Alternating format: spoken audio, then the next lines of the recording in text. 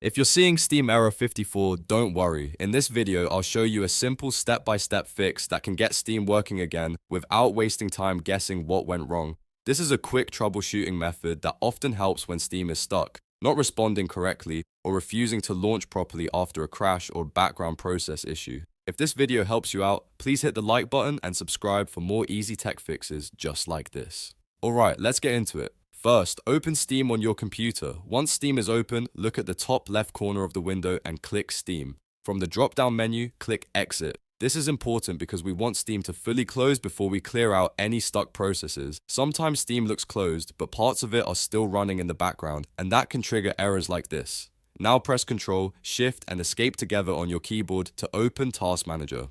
If Task Manager opens in the compact view, click More Details so you can see the full list of running processes. In the Processes tab, look for anything related to Steam. You may see Steam Client Bootstrapper, Steam Client Web Helper, or just Steam listed multiple times. The goal here is to end every Steam process completely. To do that, click each Steam-related process one by one, then click End Task. If there are several Steam entries, make sure you close all of them, not just one. This step helps clear out anything that may be stuck in the background and causing error 54. Once you've ended all Steam processes, take a moment to make sure nothing Steam related is still running. After that, restart your PC. This part matters because a full restart refreshes your system and clears temporary issues that may be affecting Steam. It also makes sure any locked files or background connections are reset properly. Once your computer starts back up, open Steam again and check if the error is gone. In many cases, this simple process is enough to fix Steam error 54. If Steam opens normally, then the issue was likely caused by a stuck background process or a temporary system conflict.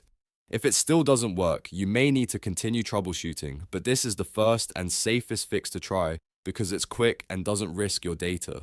As a reminder, always fully exit Steam before ending background tasks and make sure you restart your PC after closing everything.